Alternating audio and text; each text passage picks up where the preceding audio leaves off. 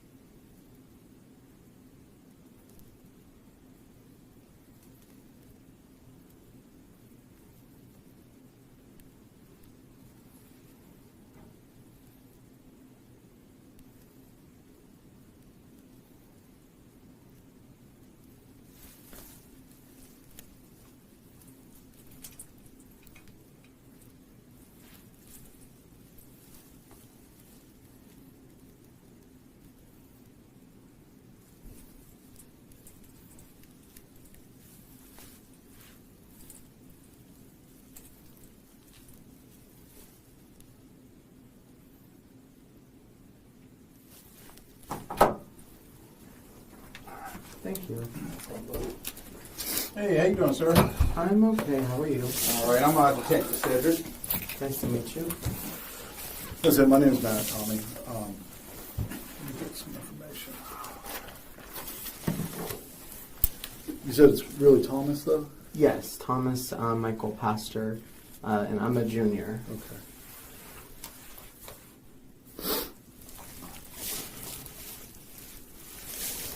What's your date of birth? My date of birth is January 25th, 1999. Tell me, did you grow up around here? I did. Yeah? Where'd you go to high school at? I went to Bayside High School. Oh, wow. Okay. When did you graduate? 2017. 2017. So how old are you now? I'm 24. I just turned 24. January 25th. This year. You get good grades in high school? They could have been better. But I took a lot of AP classes. Oh, okay. I was in their engineering and technology academy, so wow. it was supposed to be harder. Yeah. So it wasn't supposed to be the easy A's, but I was not good at calculus. So, Who is? Who is? I knew I didn't want, I was like, okay, engineering's not it. So. Hold on. What did you do after high school? I went to UCF right away. Mm-hmm. I graduated from there. I was there for the 4 years. Go Knights. And then, What did you major in? I switched it up a few times. I started off as computer science. And then, like I said, it took one semester for me to realize programming is really tough. So I did business and ended up switching like public administration. But like I still graduated in the 4 years. So it's like an interdisciplinary studies kind of thing. But I did like business, leadership study classes, and it was just kind of like a mix. That's what I did. Mm-hmm. I was like, I don't want to go longer than 4 years. Absolutely not. I can't take that much debt on. Now, where do you work at now? I work at Northrop Grumman. I'm a recruiter. Oh, really? Mhm. Okay. No kidding. Yeah, I don't That's know cool. if I still have that job, Do but that's you- what I currently do. Do you recruit for like what kind of personnel? So I would do like hiring events. So it would be like all engineers, like project managers, program managers. I mainly did like traveling to the hiring events. So like Mhm. last week, what's today? Saturday. Yeah. This past week, actually, we were in Counce, Tennessee. We toured my Iuka, Mississippi facility, and then we had like the actual second hiring event in Florence, Alabama. Right. And then I flew back, I guess yesterday. Wow. hmm So you travel a lot in that position. It's about once a month, but this year's been like pretty steady because we were in the week before I was in St. Louis. Okay. So and it's You usually like the recruiting gig? I really do. Yeah. I really do. I like helping people, and I really. Oh, I was like, I know that's not. No, that's me. Oh, yeah. Muscle. How long have you been recruiting for?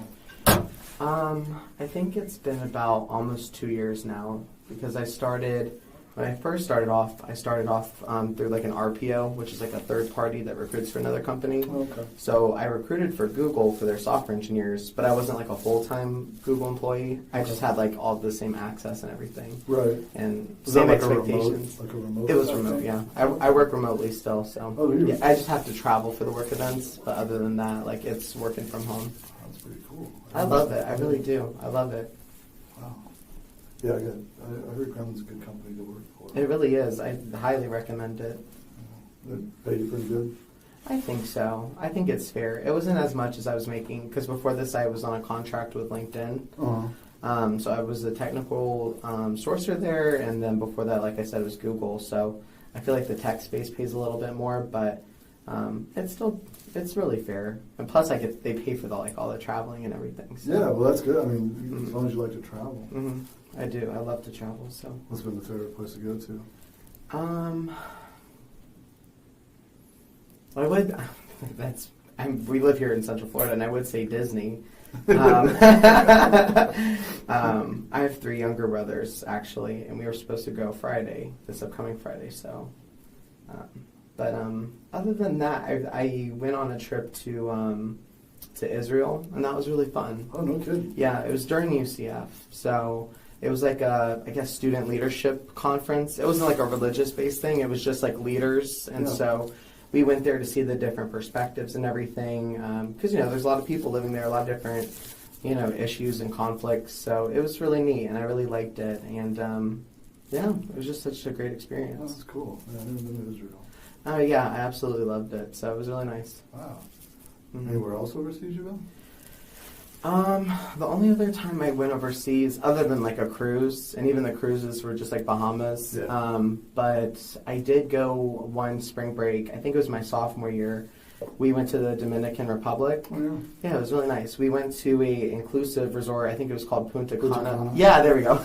I'm terrible at pronouncing things, but yeah, we did that, and it was just so much fun. And I just went with my friends, and we were just there for a few days, and then came back. But Yeah, Punta Cana's nice. it's really beautiful. It really is. So. South of there in Cabarete for a while. Mm-hmm. When I was over in that area. You said you have 3 younger brothers? I do, yes. How young are they? One, and don't quote me on this, but one turned 12 in December. His name is Michael. And then there's the 9-year-old. His name is Troy. And then the youngest is actually 3. He just turned 3 in December. Oh, wow. Yeah. Huge age gap, but it is the same parents. So. And like your mom and dad, all you guys have the same bio mom and dad? Yeah. Oh, okay. Yeah. And your mom is Lisa? Lisa Pastor, yes. What's your dad's name? His name is the same, Thomas Pastor, but he... I can assume. his name's, obviously senior, so... Now, are your parents still married? No, they... Sorry, give me 1 second. Okay. The interrogation opens not with accusation, but with architecture. The detective builds rapport through biography, school, career, travel, letting Thomas construct his own identity before the real questioning begins. Thomas presents well, educated, professionally accomplished, well-traveled, self-aware. He volunteers detail freely, even humor, but beneath the ease, a telling moment surfaces. He mentions his 3 younger brothers unprompted, then names them with precision. The detective notes it. So should we.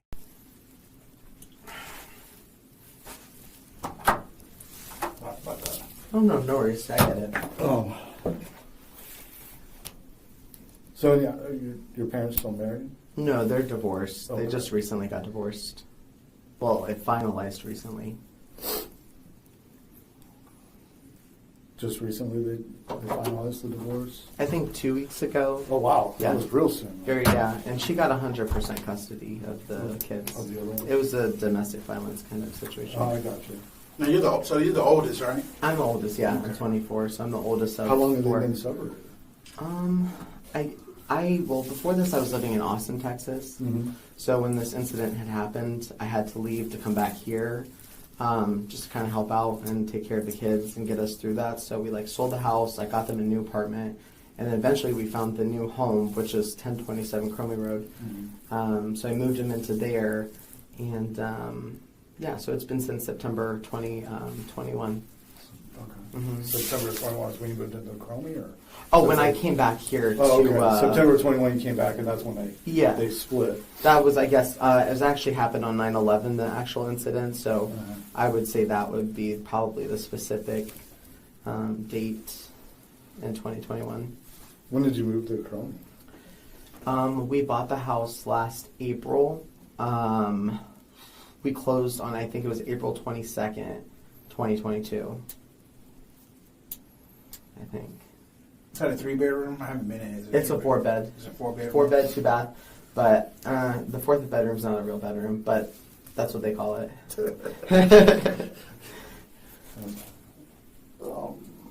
Now, who owns the house? So I bought the house. It's in my name and everything, but my mom obviously still lives with me because of the whole situation. Yeah. So it's technically our house. Oh, okay. Yeah. Well, that's good. You're taking care of her and the kids. I have to keep them safe. And stuff.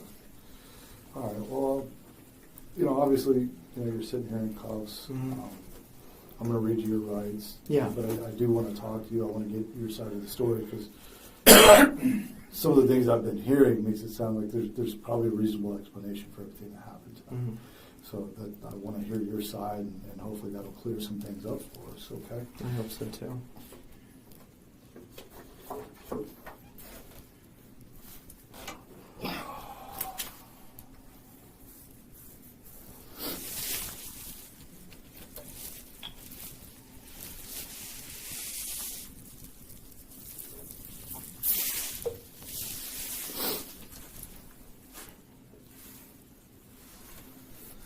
All right, man. You have the right to remain silent. Anything you say can be used against you in court. You have the right to talk to a lawyer for advice before we ask you any questions and have a lawyer present with you during questioning.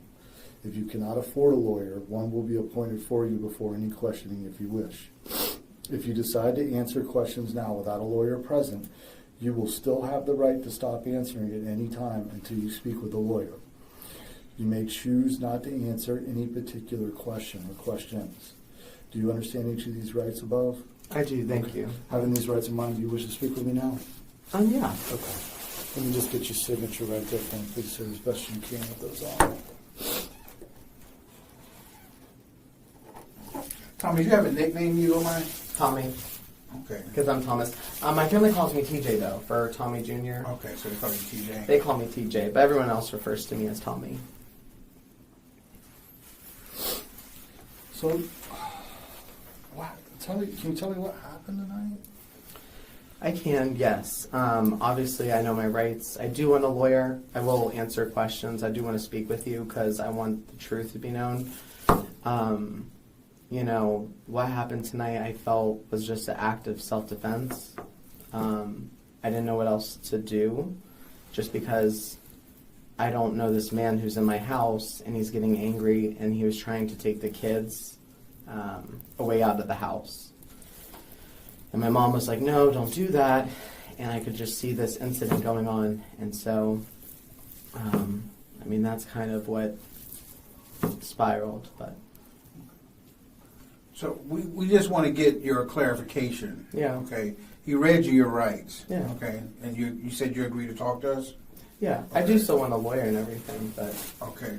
So are you saying that you'll talk to us now and then you'll talk to your lawyer later? Or are you saying, because we need to be clear what you're saying. okay. Okay. So are you saying that you don't want to talk to us until you talk to a lawyer? Or are you saying you will talk to us now and then talk to your lawyer later? I'm not understanding what you mean by that. Because he asked you, Yeah.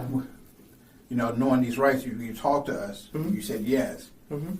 Okay, so are you saying that you do agree to talk to us? Yes, but also yes to the lawyer, if I can have one. Okay, so you're saying you don't want to talk to us Well, unless you have a lawyer? Is that what you're saying, or are you saying you want to talk to us, but you also want a lawyer later or something? yeah. Is that what you're saying? You want a lawyer later? You want to talk to your lawyer later? Because we're not bringing a lawyer in here right now. No, I know. I don't think So they're on that's call. what I'm asking. Yeah. I want to clarify what you're saying. Mhm. So are you agreeing to talk to us now Mhm. without a lawyer? Mhm. Is that what you're saying? I believe in the system and I believe in the truth and the facts. But if it's easier to just wait for the lawyer just to ensure that, then I guess. I mean, this is totally Yeah. we're trying to get a straight answer from you. Yeah, yeah. Because like the So Mike if is I- saying, can I- we're trying to be fair with you. Yeah, yeah. And like you said, he does Absolutely. want to get your side of the story. Mhm. You know, it's important. Yeah. The pivot is abrupt and deliberate. After 10 minutes of easy conversation, the detective drops the mirror. You're sitting here in cuffs, and Miranda follows immediately. Thomas signs.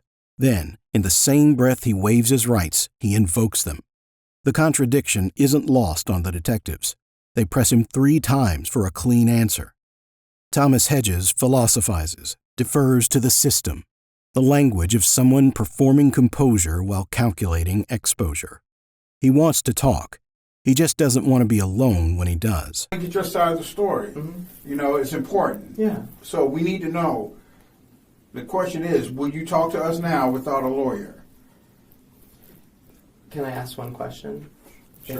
If I do want a lawyer, then what happens from there? We will stop the interview. Stop the interview. And then I just wait back in there. Yeah. Yeah. So, but what would happen after that? Well, we're still, like I said, we don't know what you're going to tell us. We have Yeah. no idea what you're going to tell us. Mm-hmm.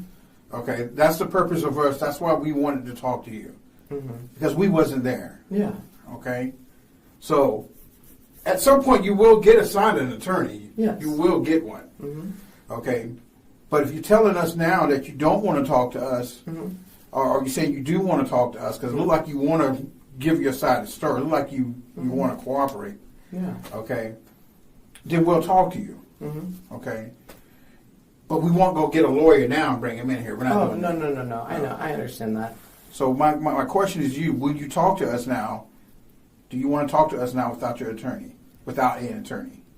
At this time? At this time, I'll go ahead and say no with that case and just Okay. wait for the attorney.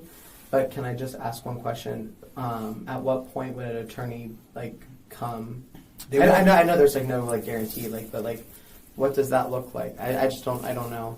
I mean, when If I want to get an attorney, how long would I have to wait for one to come here? Or would they come the first thing in the morning, or would it take days? No, they won't come here. That's what we're trying to tell you is that this is our opportunity to have a conversation. Yeah. about what occurred, and get your side of the story.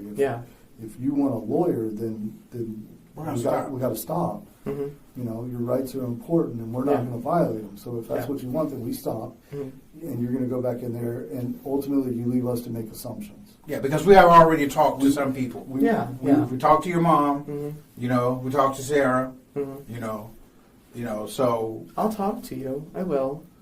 Yes. Without an attorney at this point. Right now, without an attorney. Yes. Okay. I just wanted to get that clear. I get that. I should have been more clear from. I'm sorry. No, it's okay. But we've got to make sure that we're clear on. And you're clear. Yes. Okay. Thank you. I'm sorry about that. All right.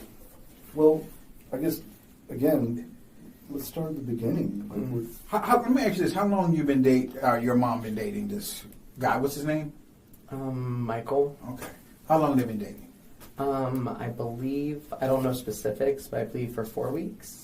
About 4 weeks. Do you know how they met? She told me Facebook dating. Okay. And when did you first meet him? I met him when, I don't know the date, so I do apologize. It doesn't have to be the exact date, like a couple weeks ago? Oh, a couple weeks ago. I would say mid-January. The first time I met him, he came to the house to fix like the table and chairs. And it wasn't like, oh, this is my boyfriend or anything like that, but I kind of knew, I assumed. I work from home, so I was just kind of back there working while he did fix the tables and chairs. And then I left to go get Troy, who's my younger brother, from school. And when I came back, he was still just kind of there. So I was like, oh, okay. But then I had to leave again for like a work trip. So that was very brief interaction. So this was a couple weeks ago from today? Correct, sir. Okay. And what was your first opinion of him when you first met him? I don't think I really had an opinion because I said hello and shook his hand. So everything was cordial between you guys then? Okay. Yes. And did that relationship continue? Were y'all still behaving cordial with each other, or did things go south at some point? I would assume so. I never spoke with him until today, since that incident. Okay. Now that was 2 weeks ago when you first met him. Was he staying the night over there every day? Oh, since no. Then? No. Okay. Would he stay some nights? No. Again, I travel a lot, so I was gone last week for that event, and before was St. Louis, so I've been gone. I guess he's been coming and going while I was gone, but because I've been gone, I haven't really interacted with him much. Okay. Now, I do understand today the police showed up at your house earlier today. This afternoon. Okay. Yes. And what was that about? Earlier today, I had left to go to the beach with my cousin Sarah, that was their apartment, and Michael and Troy. They were at the beach. So I left to go see them, and I was like, okay, let's get lunch at Doubles, and I treated them to lunch. And then Troy wasn't feeling well, so I was like, I can take you back home, buddy, if you want to come with me. And he said, yeah. So I took him home with me. And when you say Michael, you're talking about... Troy. And Michael, my brother, correct. Your brother, Michael. Yes, there's a lot of Michaels. There's too many Michaels. But yes, so that's what had happened there. Yes, it is my brother. That is a very fair question. But I took Troy because he was the one not feeling well. So I took him home, and when I came up, I saw that the van was there. He has a yacht work van. The big white van. Yes, that was probably still in the front of the house today. So that was there. So I was like, okay, I guess this guy's here. So I told Troy, go in because he was at the beach, go shower, go change your clothes, and you can play Fortnite. That was his little reward because he's sick. But and I just grabbed the leftovers from lunch and I told my mom, hey, please just put this in the fridge. And he was there, and I've asked her before just if we could chat and just be aware when he comes over, just because it's so new, and with the boys, I care about their safety. I don't know this guy because I've never talked to him. I hear he has somewhat of record. I don't know what that entails, and I don't know if that matters. But I just, that's my house, and those are my brothers, and that's my mom, so I just want to keep them safe. Mm-hmm. So I just went to my room. I didn't, because I don't want to cause anything in front of the boys. I don't want to ever, speak about anything in front of them. Mm-hmm. So I went to my room, and she had walked past, and I was like, can you please just ask him to leave? And she was like, no, I don't want to. And she's like, I'm a grown adult. And I'm like, that's fair, and I respect that. But I'm going to just kindly ask him if he can leave. And so I did, and then he said no, and he was just getting very angry with me and yelling at me. And the reason why you wanted him to leave was because? Just because I didn't feel safe with him in the house. I just didn't know who he was, and just with the boys being there, I was just like, I just would prefer, you guys can like date, you can go see each other wherever else, just like don't be here at the house. They remind him they've already spoken to his mother, to Sarah. That silence leaves them to fill in the story themselves. It works. Thomas folds within seconds. What follows is the first substantive account. 4 weeks, Facebook dating. A man Thomas had met exactly once, briefly, before leaving on a work trip. He frames his concern as protective caution. A stranger in his house, young brothers present, rumors of a second. But the timeline he constructs is precise and deliberate. He's been gone, he came home, he saw the van, he asked nicely. Everything measured, everything reasonable. The detective listens without pushing back. Not yet. Here at the house. Okay. So when you told him to leave, how did he respond? Kind of just like screaming and yelling. He was in the living room, and I was kind of just down the hall, like, because I went to my room. I was trying to keep it cordial and quiet. And I was just like, well, please, don't make this a scene, and don't yell at me in my house, and, my brothers are here. He didn't get confrontational or anything at that time. He was just on the couch and just screaming and yelling, and so I was like, okay, well, I am going to call I let him know, I was like, I am going to call the police.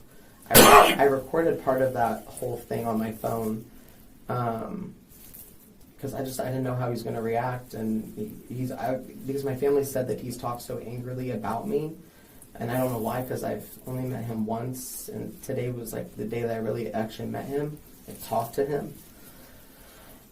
So did the police show up? They did. There was 2 officers, and they were very kind, and they explained, your mom's a tenant, and I said, yes, that's fair. And then she said, and this is his guest, so we really can't make him leave. And I was like, okay, I respect that, like, I understand that. I was like, it took not a while, but it took a few minutes for them to get there, and I had nothing else to do but talk to them. So at that time, I felt like we were kind of starting to get down, and like things weren't crazy, so I was like, okay, that's fine. And then I guess he was just there ever since. Okay. So that was earlier today?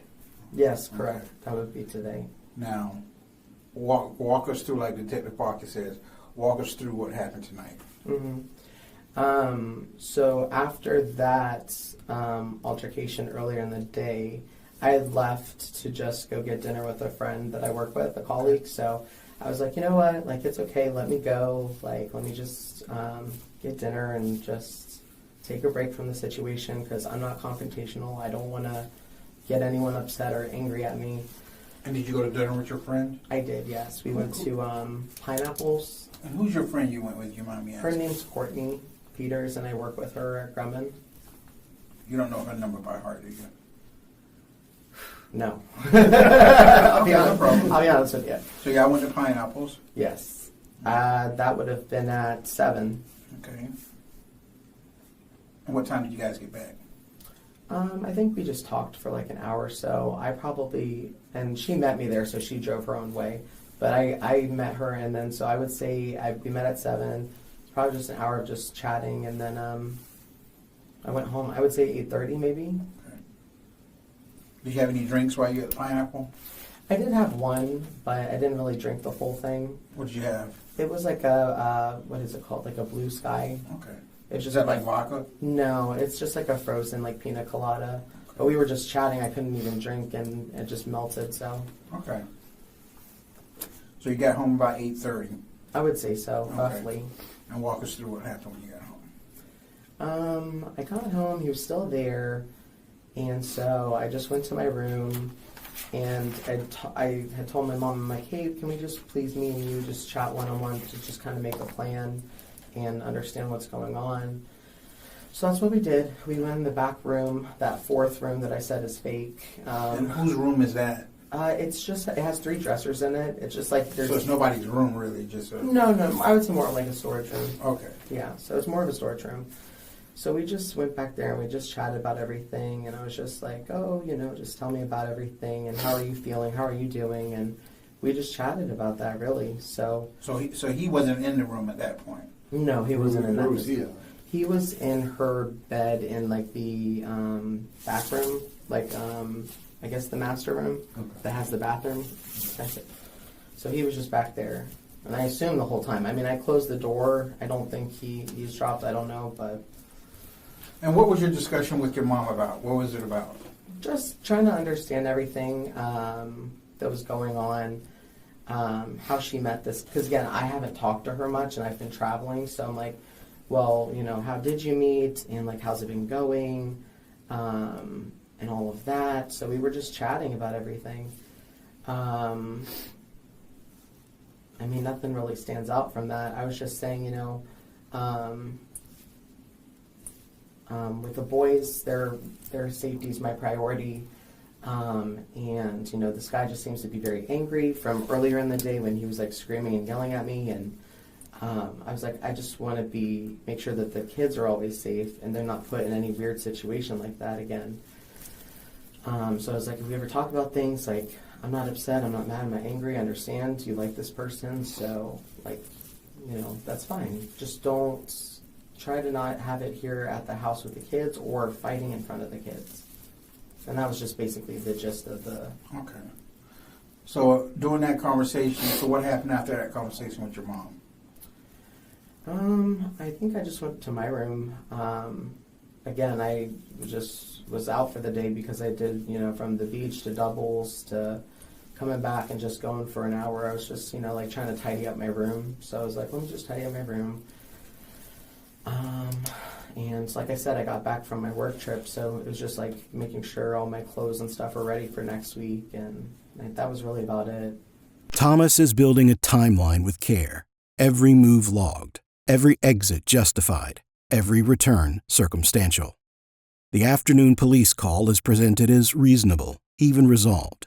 He records the confrontation on his phone. He leaves for dinner. He drinks nothing worth noting. He comes home, pulls his mother into a back room, speaks only of the children's safety. The narrative is methodical in a way that starts to feel less like memory and more like preparation.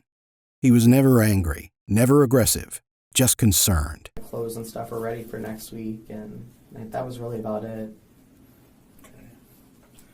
So you go back to your room after that conversation with your mom, cleaning up. Yeah. Okay. And walk me through, did you have another interaction with Michael, Big Michael? I'm going to call him Big Michael. Not directly, like one-on-one, but she had opened her door, and because she said that he wanted to speak with me, and I was like, okay. Pardon me, Jesus. I don't know, I'm so gassy, but anyway. But then he said, no, it's not a good time, it's not a good time. And I was like, okay, I respect that. Like, that's fine if you don't want to talk anymore. Like, I get that. Did he come to your room? No, he was still in that back room on the bed. At that. The master bedroom? Yes. Okay. Yeah.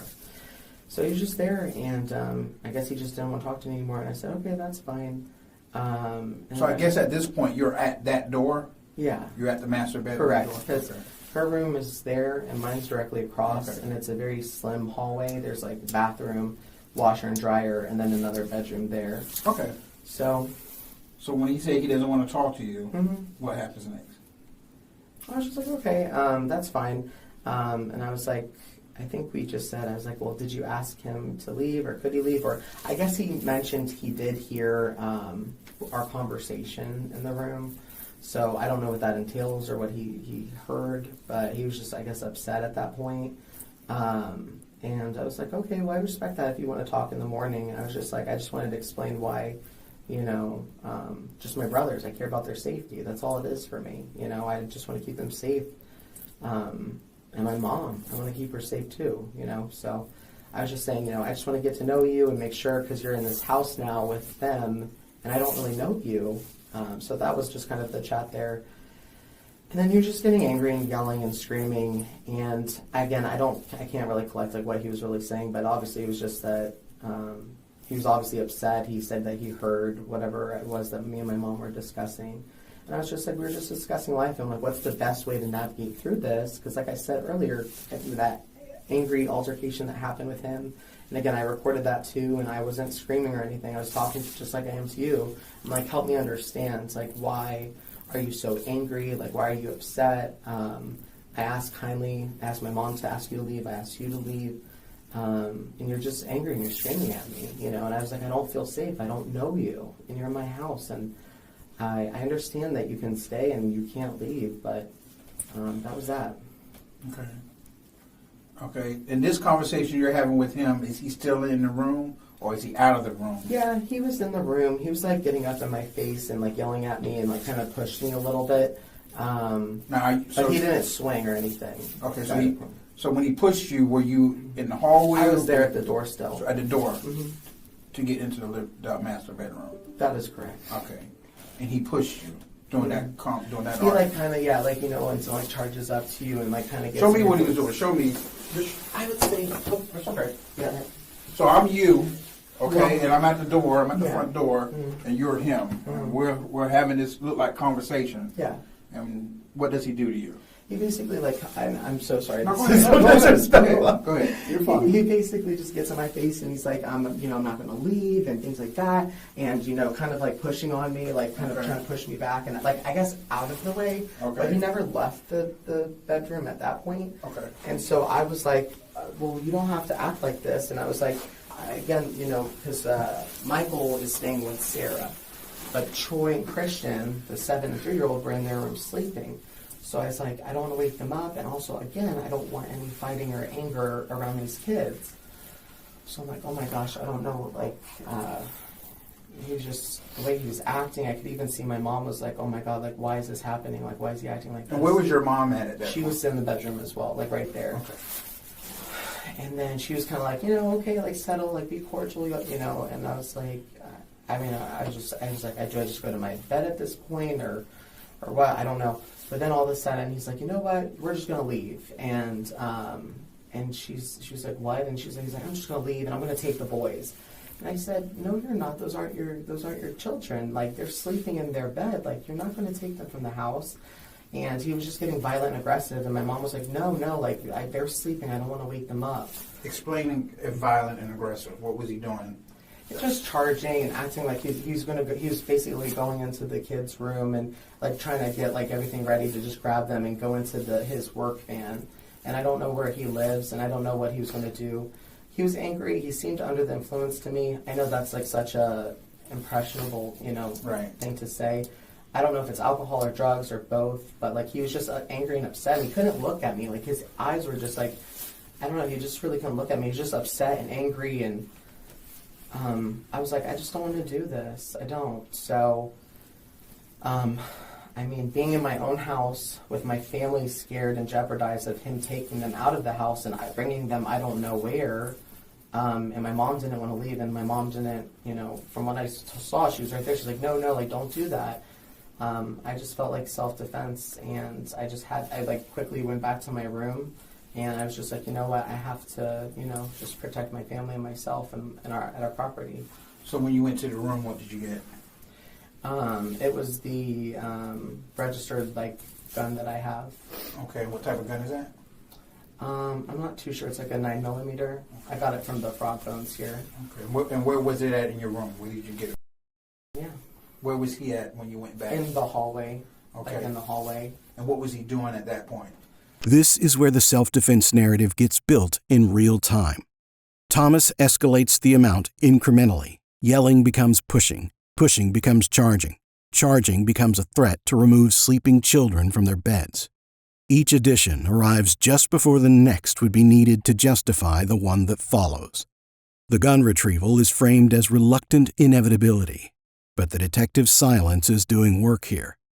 Thomas just described a man who never left the bedroom doorway and is now placing him in the hallway when the gun appears. The next answer is redacted. Did you go to My cousin, directly to my cousins, yes. Okay. And did you send your mom any, did you send Sarah any text messages on your way going there? I believe a text message and also a call, yeah. Okay. And what did your text message say that you sent to her?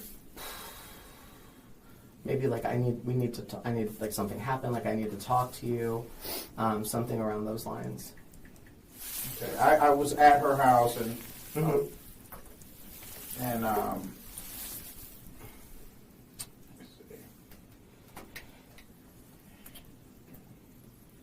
So this is a text message that she showed me on the phone. Mm-hmm. I'm going to read you what it says, and it says TJ at the top. Yes. So that's what she got you in her phone as, TJ. Mm-hmm. Yes, And that's it what says, hey, this guy's real. Mm-hmm. And what did you mean by that?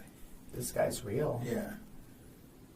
You put that on your place, but hey, this guy's real. What did you mean? Oh, this is real. I didn't mean. I guess I was typing so fast. Oh, I okay. didn't So even- you meant for that to be, hey, this is real. Yes. What I'm about to say is real. That. Again, I couldn't fully see him or what he was doing, so I can't. I just assumed that's what he was doing. Getting his keys. I assume because he mentioned, oh, that's it. I'm going to take the kids and I'm going to get the van. So I assumed that's what that was. But yeah. So you thought at that point he was getting the keys so he can get the kids and put them in the van and take off? Is that what you're saying? Mm-hmm. And he doesn't have any seats or seatbelts. So. At any point did you see him go to the kids' bedroom door? Mm-hmm. Okay, when was that? I guess 2 different times. The first one he's first going there, and I guess my mom kind of stopped him, and then I guess he did whatever down the hall, and I was like, oh my god, like, is this happening? Okay. And then the second time when he was coming back, but Okay, so did he ever go into their room? partially I would say, but my mom kind of blocked that from happening. My question is, why didn't you just let him leave? He wasn't leaving, I don't think. Okay. He was coming right back to kind of Okay. grab the boys. Did he have a weapon on him at that point? I don't know. Did you see one? I don't know, but it just seems like in the moment he could have grabbed anything from the house. Okay, but my question is, did you see one?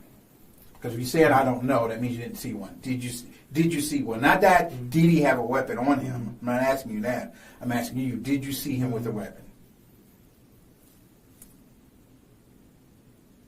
I mean, anything could really be a weapon. So that's, I feel like. Okay, but did you see him with a weapon? Did you see him? Visually see him with a weapon? I'm going to skip that question for now. Okay, that's And I'm fine. gonna wait That's, for the that, that's lawyer. fine. Mm-hmm. That's fine. Okay. When he, at any point, the times that you saw him, Mm-hmm. like even before today, Mm-hmm.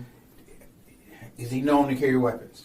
Have you ever known him to carry any weapons? Have I you don't- ever seen him with any I don't weapons? know him, so I couldn't say. Okay. But I know he has a criminal record for, I guess, harassment, a drug charge, and some criminal charge. I don't know his. He thought he was taking the kids. Mm-hmm. What about calling us? Mm-hmm. Why didn't you do that just before? Hindsight's 20/20, and he was moving so fast, and he just was angry and enraged. And my mom was like, "Please stop."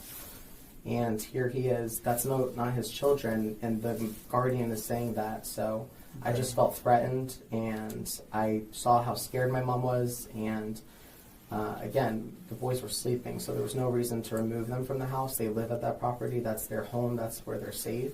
All right. So, that's kind of what had happened. Okay. Your firearm, you say you normally keep it in the safe.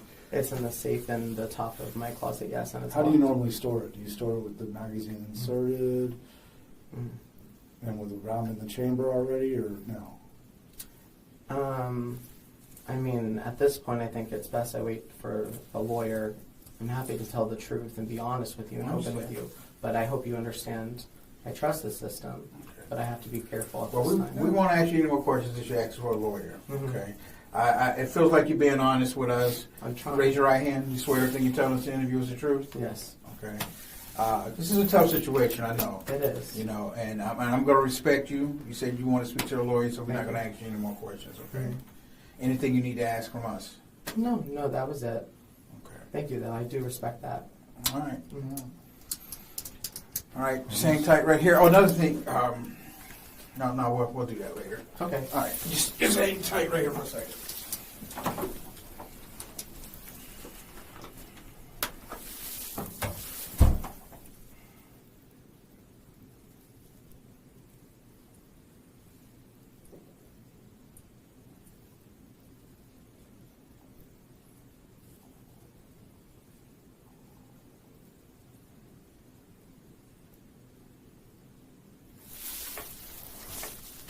Oops.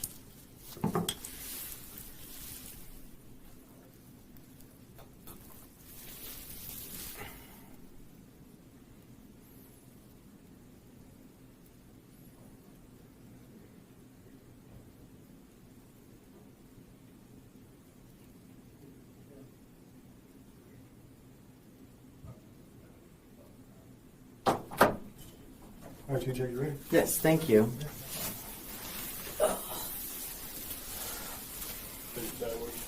Oh yeah, sorry. Not recycling. The case never made it to a verdict, at least not cleanly.